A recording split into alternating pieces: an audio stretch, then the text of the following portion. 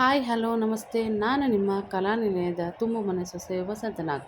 ನಾನು ಈ ದಿನ ಚಪಾತಿ ರೋಲ್ ಮಾಡೋದು ಹೇಗೆ ಅಂತ ಹೇಳ್ಕೊತಾ ಇದ್ದೀನಿ. ಸೊ ನಾನು ಚಪಾತಿ ತೊಗೊತಾ ಇಲ್ಲ, ಇವತ್ತು ನಾನು ಮೈದಾ ಹಿಟ್ಟಲ್ಲಿ ಮಾಡ್ತಾಯಿದ್ದೀನಿ. ನೋಡಿ, ಒಂದು ಬಾಂಡಿಯಲ್ಲಿ ನಾನು ಆಯಿಲು, ಆನಿಯನ್ನು ಹಾಗೂ ಕ್ಯಾಪ್ಸಿಕಮ್ ಹಾಕಿ ರೋಸ್ಟ್ ಮಾಡ್ಕೊತಾ ಇದ್ದೀನಿ. ಅದಾದ ತಕ್ಷಣ ಕ್ಯಾರೆಟ್ ಹಾಕೋತಾ ಇದ್ದೀನಿ ಮತ್ತು ನೆಕ್ಸ್ಟ್ ಒಂದು ಟೊಮೆಟೊ ಹಾಕೋತಾ ಇದ್ದೀನಿ. ಇದನ್ನ ಚೆನ್ನಾಗಿ ರೋಸ್ಟ್ ಮಾಡ್ಕೋಬೇಕು. ತುಂಬ ಬೆಂದಿಲ್ಲ ಅಂದರೂ ಆಗುತ್ತೆ, ಆಫ್ ಬಾಯ್ಲ್ ಮಾಡಿಕೊಂಡ್ರು ಸಾಕು. ಚೆನ್ನಾಗಿ ಅದು ಕ್ರಂಚಿ ಥರ ಆಗಬೇಕು. ತುಂಬ ಬಾಯ್ಲ್ಡ್ ಆದರೆ ಚೆನ್ನಾಗಿರಲ್ಲ. ನೋಡಿ, ಈ ಥರ ಬೆಂದಿದೆ. ಅದು ಸ್ವಲ್ಪ ಬೇಯ್ತಾದಂಗೆ ನಾನು ತುಂಬ ಇಲ್ಲ, ಒಂದು ಲೈಟಾಗಿ ಎಲ್ಲನೂ ಒಂದೊಂದು 2 ಮಿನಿಟ್ಸ್ ಬಿಟ್ಟು ಹಾಕ್ಕೊಂಡು ಅದಕ್ಕೆ ಸಾಲ್ಟ್ ಹಾಕೋತಾ ಇದ್ದೀನಿ. ಸಾಲ್ಟ್ ಹಾಕ್ಕೊಂಡು ನೆಕ್ಸ್ಟ್ಗೆ ಖಾರದ ಪುಡಿ ಹಾಕೋತಾ ಇದ್ದೀನಿ. ನೋಡ್ತಾ ಇರಲ್ಲ, ಖಾರದ ಪುಡಿ, ಧನಿಯಾ ಪುಡಿ, ಗರಂ ಮಸಾಲ 3 ಕೂಡ ಹಾಕೋತಾ ಇದ್ದೀನಿ.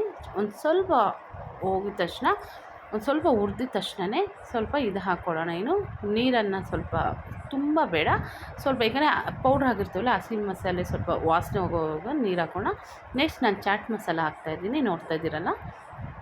ಚಾಟ್ ಮಸಾಲ ಹಾಕಿ ಇನ್ನೊಂದು ಸಲ ಅದನ್ನ ಚೆನ್ನಾಗಿ ತಿರ್ಸ್ಕೊಳ್ಳೋಣ. ತಿರ್ಸ್ಕೊಂಡು ನಾನು ಈ ಪನ್ನೀರನ್ನ ಉಪ್ಪು ಹಾಗೂ ಖಾರದ ಪುಡಿ ಹಾಕಿ ರೋಸ್ಟ್ ಮಾಡಿ ಎತ್ತಿಕೊಂಡಿದ್ದೀನಿ. ಅದನ್ನ ನಾನು ಡೈರೆಕ್ಟಾಗಿ ಮಾಡಿರೋವಂಥ ಗೊಜ್ಜಿಗೆ ಮಿಕ್ಸ್ ಮಾಡಿ ಇಟ್ಕೊತಾ ಇದ್ದೀನಿ. ನೋಡಿ, ನಾನು ಅದನ್ನು ಗೊಜ್ಜಿಗೆ ಹಾಕ್ತೀನಿ. ಈಗ ಹಾಕ್ಬಿಟ್ಟು ಅದನ್ನ ಚೆನ್ನಾಗಿ ಮಿಕ್ಸ್ ಮಾಡಿ ಒಂದು 2 ಮಿನಿಟ್ಸ್ ಮಾತ್ರ ನಾನು ಬಾಯ್ಲ್ ಮಾಡಿ ನಾನು ಸೈಡಲ್ಲಿ ತೆಗೆದಿಟ್ಕೊತೀನಿ. ನೋಡ್ತಾ ಇದ್ದೀರಲ್ಲ, ಅದಕ್ಕೆ ಡೈರೆಕ್ಟ್ ನಾನು ಹಾಕಿದೆ. ಪನ್ನೀರನ್ನ ಜಾಸ್ತಿ ಬೇಯಿಸೋ ಅವಶ್ಯಕತೆ ಇಲ್ಲ. ಸೊ ಅದನ್ನ ಉಪ್ಪು ಖಾರ ಜೊತೆ ಹಾಕಿದ್ನಲ್ಲ, ಸೊ ನಾನು ಎತ್ತಿಕೋತಾ ಇದ್ದೀನಿ ಮಾಡಿ. ನೆಕ್ಸ್ಟು ನೋಡಿ, ಇದು ಮೈದಾ ಚಪಾತಿ.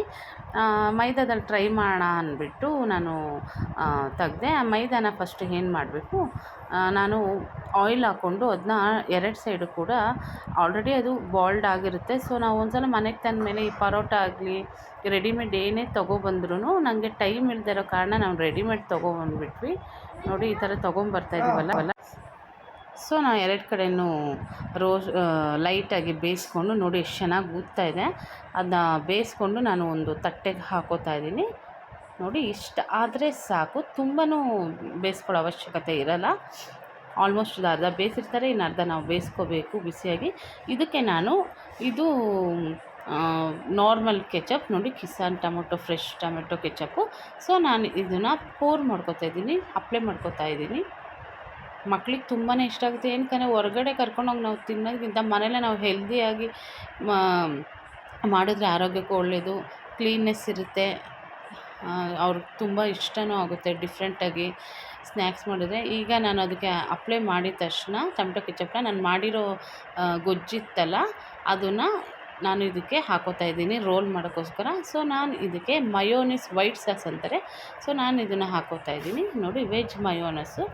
ಇದಕ್ಕೆ ತುಂಬ ಒಂದು ತರಕಾರಿ ಯೂಸ್ ಮಾಡಿಬಿಟ್ಟು ಇದನ್ನ ಮಾಡಿರ್ತಾರೆ ಮಯೋನೀಸು. ಬಟ್ ತುಂಬಾ ಟೇಸ್ಟು, ಮಕ್ಳಿಗೆ ಇಷ್ಟ ಆಗುತ್ತೆ. ಇದು ಒಂಥರ ಟೇಸ್ಟೇ ತುಂಬಾ ಚೆನ್ನಾಗಿರುತ್ತೆ. ನೋಡ್ತಾ ಇದ್ದೀರಲ್ಲ, ಈ ಥರ ಇದನ್ನು ಹಾಕಿಬಿಟ್ಟು ನಾನು ಇವಾಗ ಏನು ಮಾಡ್ತೀನಿ, ಅದನ್ನು ಪೋರ್ ಮಾಡ್ತಾಯಿದ್ದೀನಿ ಸ್ವಲ್ಪ, ಯಾಕೆಂದರೆ ಸ್ವಲ್ಪ ಜಾಸ್ತಿನೇ ಹಾಕ್ತಾಯಿದ್ದು ಟೇಸ್ಟ್ ಇಷ್ಟ ಆಗುತ್ತೆ ಅಂತ.